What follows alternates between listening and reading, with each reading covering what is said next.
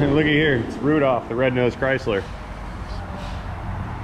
I believe this is a, what is this? PT Cruiser, yeah, old PT Cruiser. It is of the, where's the placard? Let's see. It's a 02 PT Cruiser. It's a classic now. That's how you know you're old. When cars came out new that when you were in high school, now they're becoming vintage. Okay, so the customer states the check engine light is on. That battery's weak. Oh, copyright. All right, let's, yep, check engine light is indeed on. Got 110,000 miles on it. Let's let the scan tool power up. Let's see what the codes say. They've had work done on this car already. They had a couple sensors put in. I think it was like a crankshaft position sensor or something like that. So we're gonna find out if that's related or if we have a new issue going on here. Let's see, 2002. Codes again, waiting for communication, come on. Intermittent loss of crankshaft and camshaft position sensors, P1391. Intermittent, I love intermittent problems. Those are the easiest to find. Okay, I'm gonna go ahead and pull this up on all data and do some research on this 1391 code. I'll be right back. Okay, so looking up the code definition was actually not very much help. Seeing as how this code is identified as an intermittent condition, and as the customer has identified this as an intermittent condition, then we indeed are looking for something that is working most of the time, and then sometimes it does not work.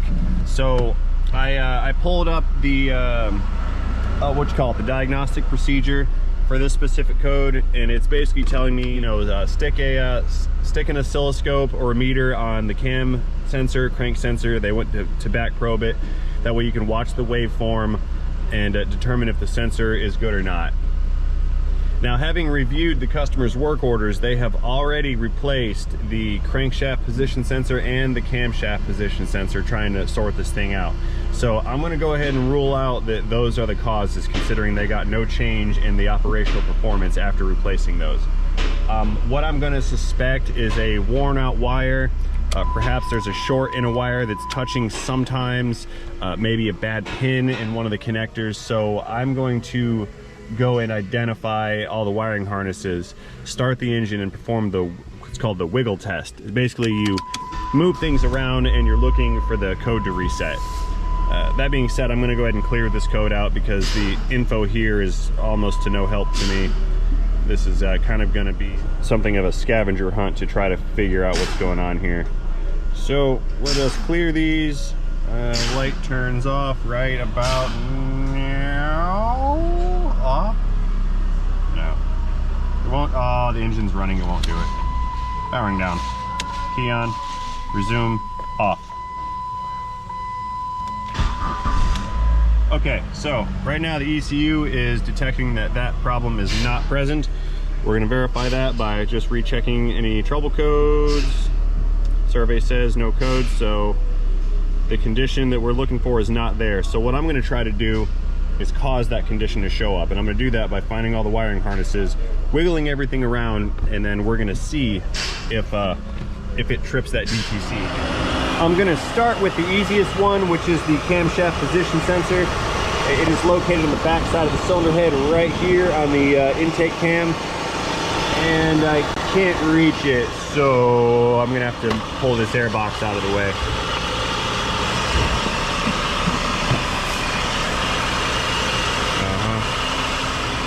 As with most things, that's probably easier said than done.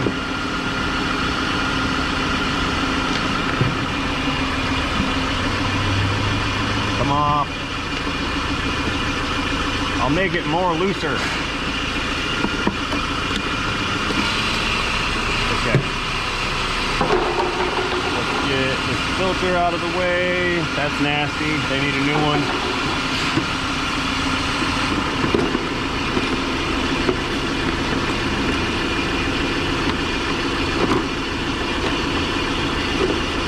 Come out!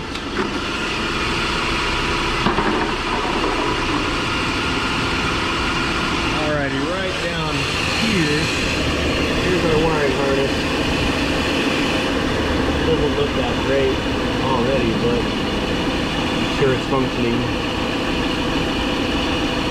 Now let's just give that some wiggles. We'll follow the wire back to this little rat nest back here. Look at all that.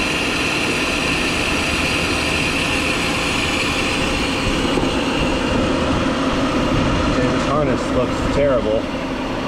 Look, it's been flexing around right here at the ECM. There's a pile of problems that could cause this intermittent code to set.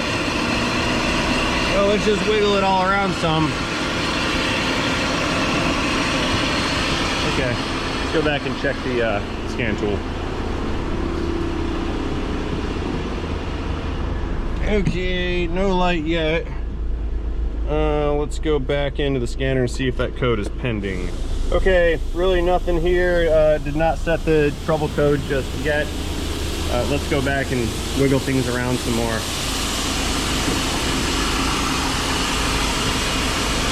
Yeah, I really don't particularly care for this business.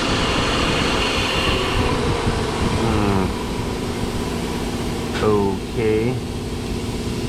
It's not the best at all. Let's take this cam position sensor back out. I want to inspect the pins in there. This thing wasn't even clipped on all the way. It was there, but it wasn't clipped, and it feels kind of loose.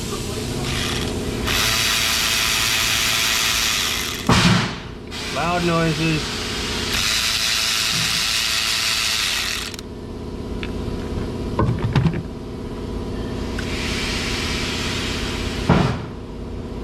Okay. That's the magnetic pickup here on the back of the cam. I see we have a junkyard engine. See the little overheat button in the paint? It's a bad sign. We also have a used battery of some sort, I think.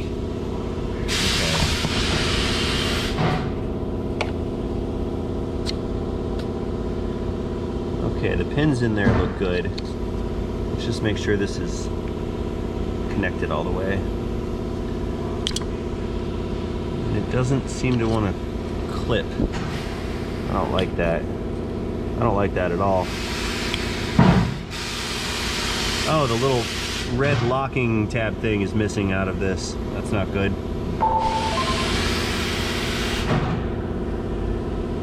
I will cure that with a zip tie. There appears to be like some kind of buildup or something on. Oh, that's just an illusion. Okay.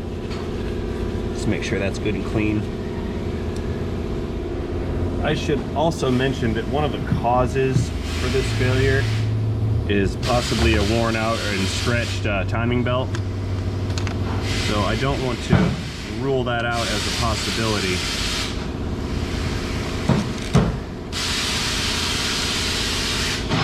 But I don't think we have a problem here. Let's take a look at the crankshaft position sensor next and check those wires out.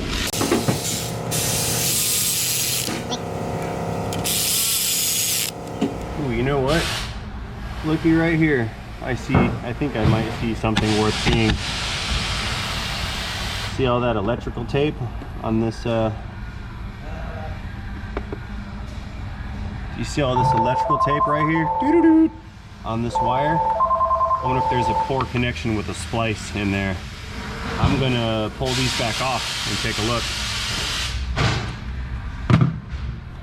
We need to get a better view. This thing needs to go. That's in my way right now.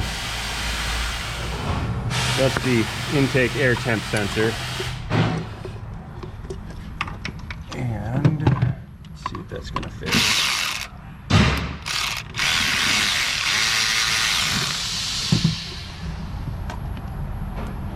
Alrighty. Yeah, slightly better view here. Yeah, I see a lot of electrical tape here. I don't particularly care for this very much. I'm going to cut this open and see what's going on inside of that tape repair. Yeah, that's that could be our problem right there. Here, let's put this here so we have a better backdrop to look against. Then you can see more clearly what's going on. I don't think this is factory tape. It could be.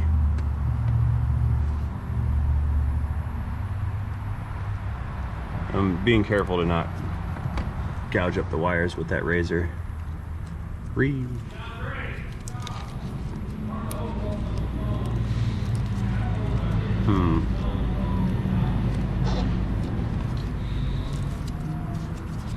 I can't tell if these are soldered connections or if they're just taped connections.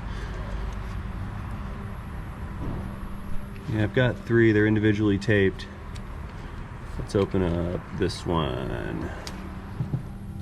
This is why I like heat shrink as opposed to electrical tape, because this stuff gets all gooey and gross. And I can't like it.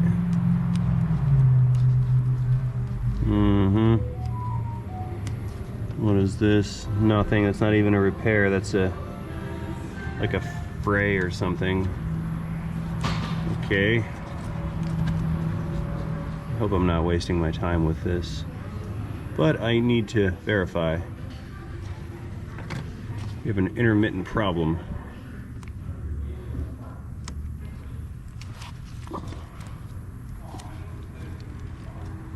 Come on, you gooey piece of crap. Gross.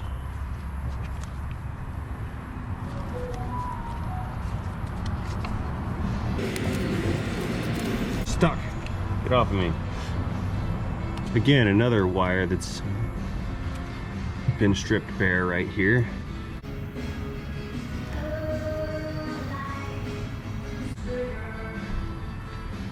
I don't know. I mean, that wire should be conductive. I don't see why this would be the cause. There's no corrosion in it, unless somebody had cut this open and maybe probed it or spliced into it. I don't know. I'm trying to figure out why someone would do this.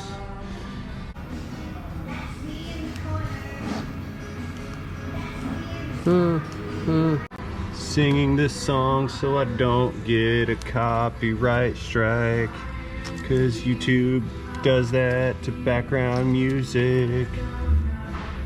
Da, da, da. Not gonna quit my day job because I can't sing, but I'm gonna do it anyway, 'cause I don't want to stop filming. Now my mat is covered in crap. Gross. Okay, that didn't yield much really. I mean, these wires are all pretty screwed up, but they should be making a good connection. However, I'm not gonna tape this up. So regardless of what I think about what this looks like, I'm going to order a connector for this crank position sensor. I'm sorry, cam position sensor, and I'm going to install a new connector here, because this, ooh, what's that? What's that? Nothing, just shiny insulation. Yeah, I'm gonna cut these off and install a new one, because this, who knows, this thing might have been pierce probed at one point with a test meter, and it's all corroded inside in an area where I can't see. But this is junk right here, so that's got to go away. So let me go get that ordered, and then we're gonna go on down and inspect the crankshaft position sensor wire and sensor and the connector. Okay, I've ordered a new connector and pigtail wire for this cam position sensor. Let's lift this thing up and go down under and find that crank position sensor. Rudolph going up.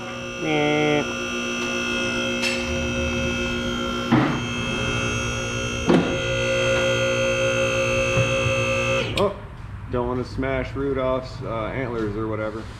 Okay, down below, backside of the engine above the lubrication filter, we have the brand new crankshaft position sensor, and those wires look good there. They seem to connect to the harness for the alternator. Let's see, that's hanging. Uh-oh, look at that. Hang on, we need light. Okay, more light. Light. All right, so we have Doo-doo-doo. Yeah, that's not good. We gotta, now this is the same harness that we found dangling up top. This power wire is rubbing, pick up the phone! This power wire from the alternator to the battery is rubbing on the axle. It is rubbed through and shorting to ground. I'm wondering if this crank position sensor wire is part of this equation. Let's cut this loom open here and take a gander. Okay, so workspace is rather limited. I'm kind of reaching around, I'm reaching around the axle to try to reach this, so I don't know how effective this is going to be, but I'm going to try.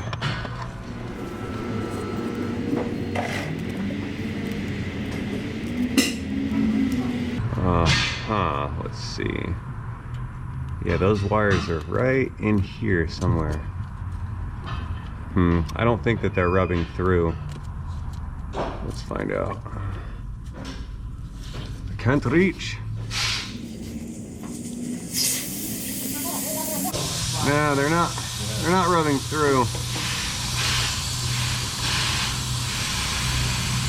But this power wire short to ground could definitely be a problem here. Let's cut the rest of this off right here without cutting my fingers off.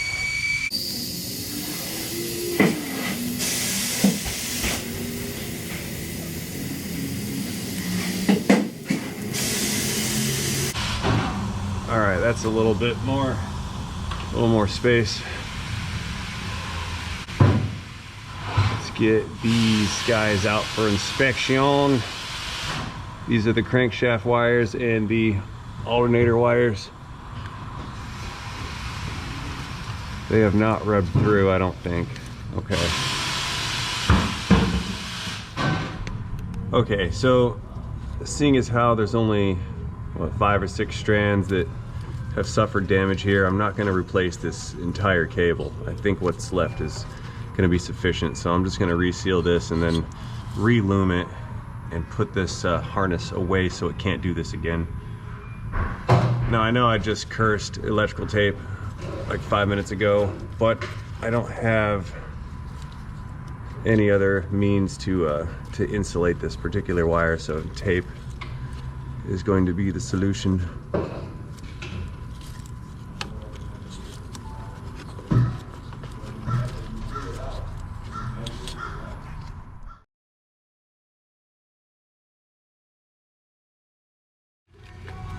Okay, so now this is protected again. We'll go back up top and actually no, there's a bracket right there. I'm gonna zip tie it to that bracket to secure this, and that will protect this wire from additional future damage. That's where it goes. All right, to the zip tie stash. Okay, let's see if I can squeeze my phalanges in here. Do this. This is gonna be super tight. And I don't even know. Dang, this is tough. Well, I'm not pulling out an axle to put on a zip tie, I can tell you that. Oh, come on, you. Oh, no, my hand's in the way, I can't see.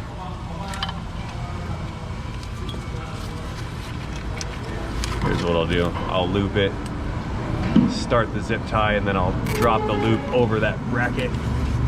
Maybe that will work.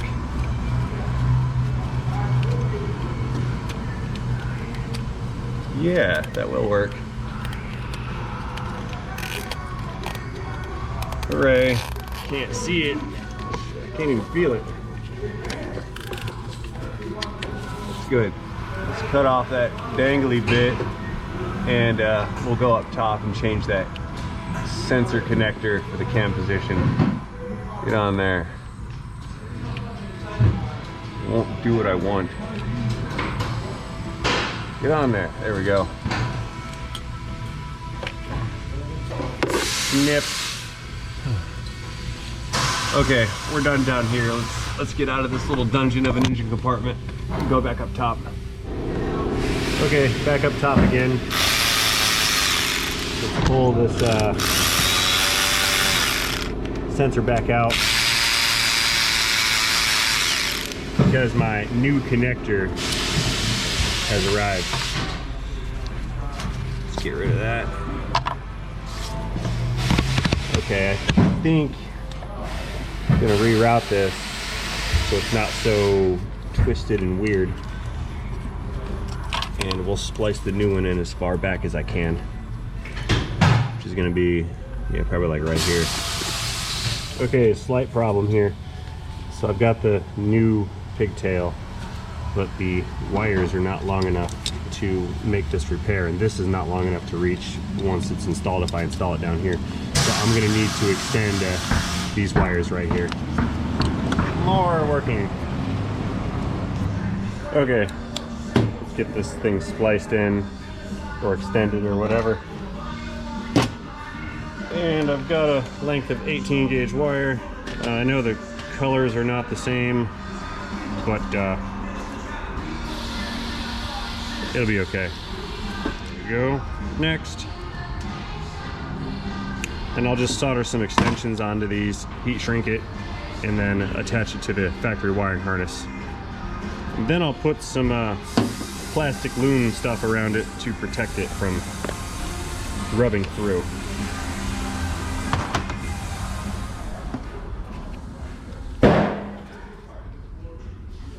That's good.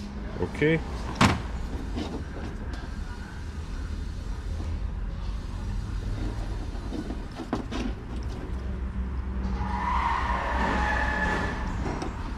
Wow, that was the radio. Thought that was an actual car wreck. They got me.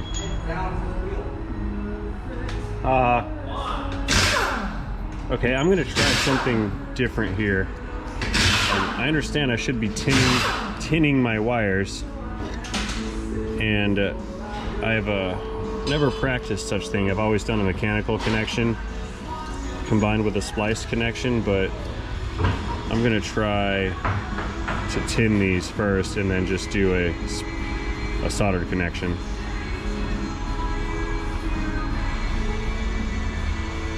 Okay, I believe that's how it's done. Give this one a twist, and this one as well. If it fails, I can just cut it off and try it again. Okay.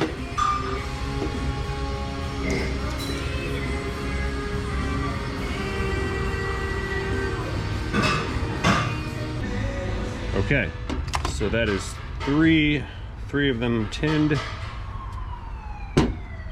I'll do the same on the next three, my extensions.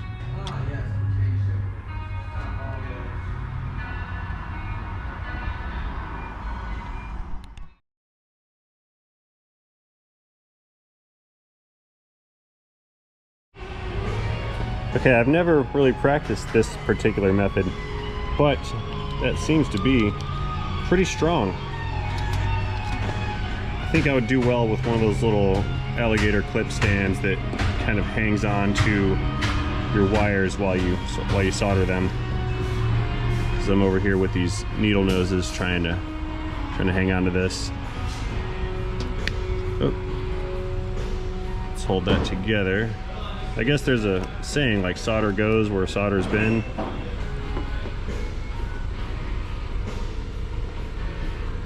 There we go. Oh no, it turned. There. Go, go, go, go, baby, go. All right, off heat. And that's a connection. Ooh, I like this method. Let's try it again. One more. Loud noises. One dab for heat transfer.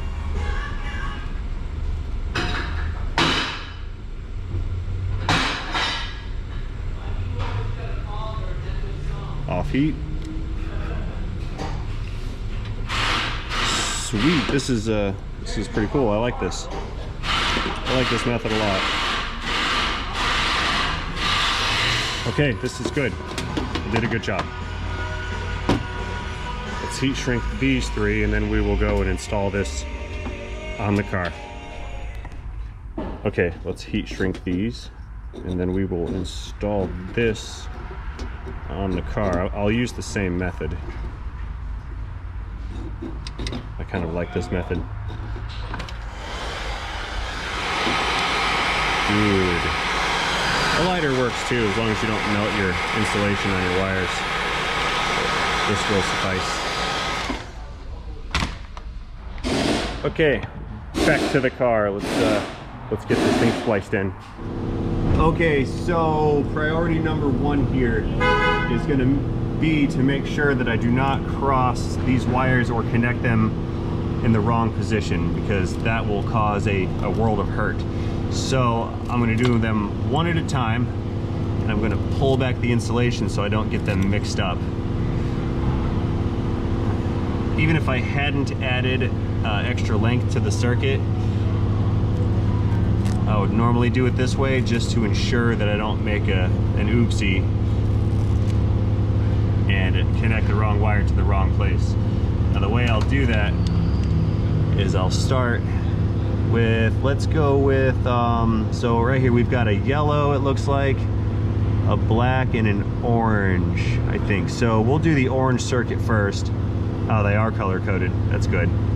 So we will trace out the orange, which is this one. Orange, orange, orange, yep. And I'm gonna cut this off right here as close to, or as far away from the damage as possible, I should say. So let's go ahead and cut this one right about there. That'll give me enough space to make the connection.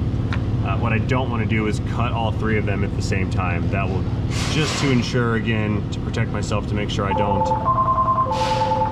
connect the wrong wire in the wrong place. Doo-dee-doo. I want a little bit more off of that. Right there, 1/8 of an inch. All right, now we're good. Okay, since I found myself without a helper, I made one out of pliers and a zip tie. Now, I can solder this into my liking.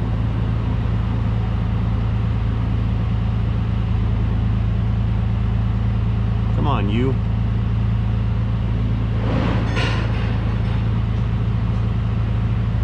That's good, okay. Alrighty, this wire is good. Put the heat shrink where it goes, and we will do the middle wire next, which is the black one. And that guy gets cut off. Oh, same place, right there. So cut you off right there. Snip.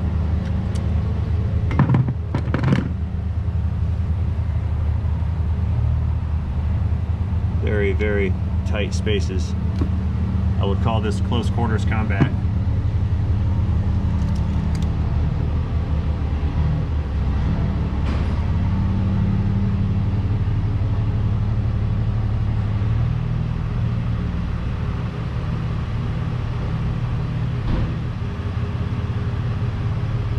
Okay, that's nice, that's good.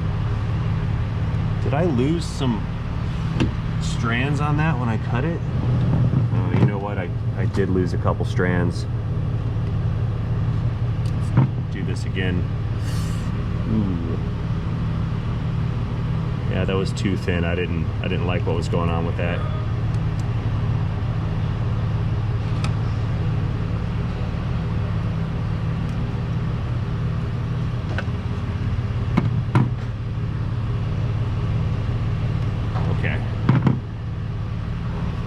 Give that a twist.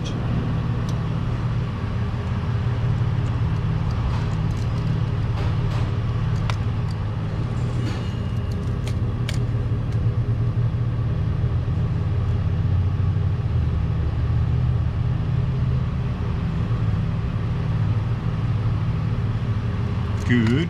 Okay, I'm using a different Helpy wire helper this time, rather than those pliers with the zip tie. I think the alligator clip method will work best.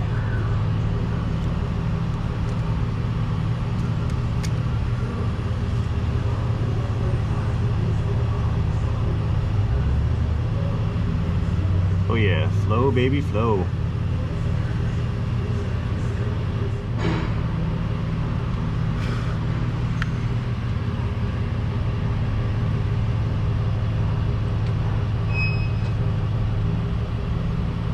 Okay, that one's good.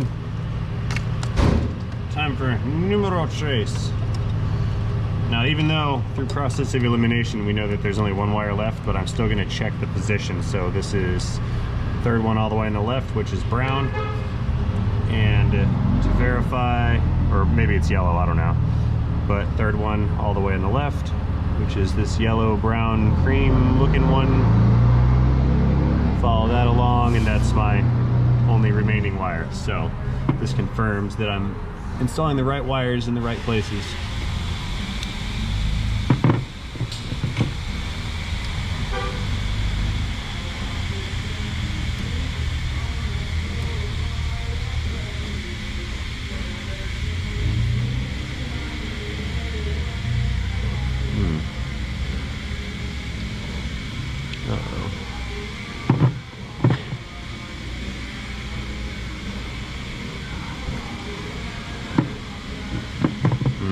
I'd like a little bit more wire here. Just a wee bit more, please. Thank you. Good.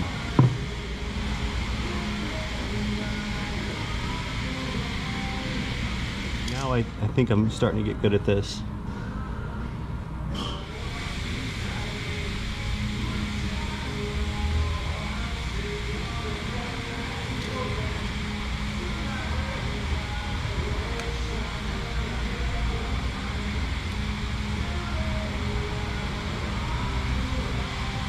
Okay.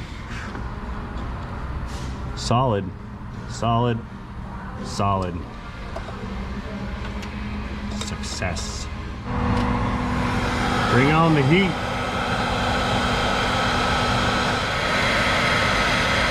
Super. Now, considering that all three of these splices, actually all six of them, are next to each other, I'd be moderately concerned that maybe there's a burr or a sticking out piece of solder that can eventually wear its way through and contact and create a shorted circuit. So I'm just going to put some loom over one of these wires just to help isolate everything, to make sure that over time this repair does not fail. Then what I'll do is install some tape at the joints to continue to ensure that these circuits are isolated from each other. Now, this is not electrical tape. It's kind of like a cloth wire loom tape, very similar to the factory stuff that you'll see on a lot of wiring harnesses. I'm going to use that because that doesn't get sticky and crappy over time. A couple twists with this tape, and now that joint is isolated from itself and additional damage. That's protected forever and ever. And I'll do the same thing up here. There we go. And while I'm at it, I'm just gonna wrap up this entire section that I did.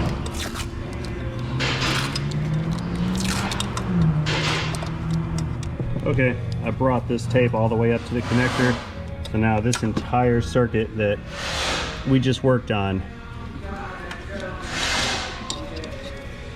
is extended, soldered, connected, and protected. So we're good here. Let's get this thing plugged back in. So I understand that I have not yet found the cause for their intermittent loss of signal on this. Nothing that was definitive, I should say.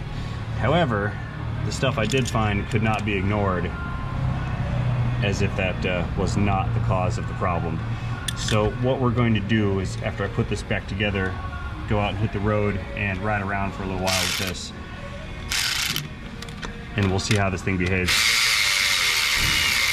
I may have done all this for nothing. Well, not for nothing, because it's in better shape than it was when I found it. But that does not mean that this was the exact problem that we should have been looking for.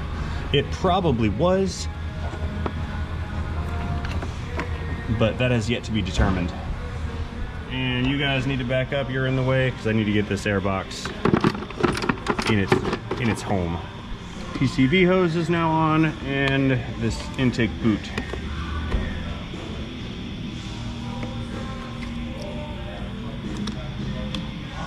Okay, we're about ready to roll. I may not come up with any conclusive affirmations that this thing is fixed, and I may end up having to give this back to the owner for them to drive to see if we solve the issue here or not.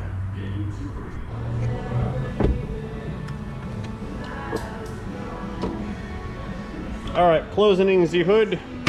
Let's let this reindeer down. Take it for a ride.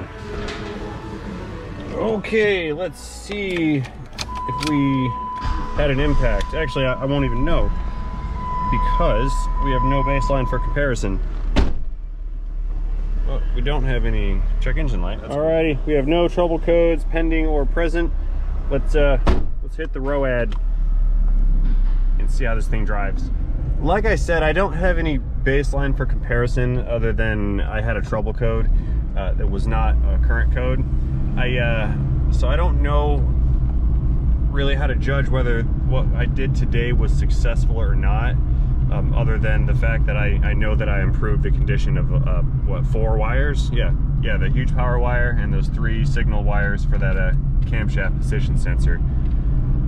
Whether or not that was what was causing the intermittent problem is yet to be determined. I'm going to assume, well, I have no choice really, but to assume that this thing is fixed. Time will tell. The only indicator that I'm going to get on this test drive is if the check engine light comes on while I'm out. If it doesn't come on, then I have to just proceed with the assumption that it is functioning as designed. And the next step will be to give it back to the owner and let them just continue to drive it like they normally would to determine if that light's going to stay on or off. So that's really going to be the ultimate test here. All that being said, as it stands right now, this thing is running and driving as designed. I don't have a check engine light. I'm peeking over at the scan tool, and I still don't have any codes that are popping up. So like I said, I think I have to assume that this repair is all good and this car is ready to be released. All that being said, I'm gonna have to go ahead and close this video out right now. Before I go, I'd like to thank everybody here for watching this video. I certainly do appreciate it. At this point, the only thing left over for me to do is to not forget to remind you to not forget to have yourselves a great day. Therefore, everybody here, don't forget, have a great day. See you guys later. Powering down. Pew! Goodbye, little PT Cruiser.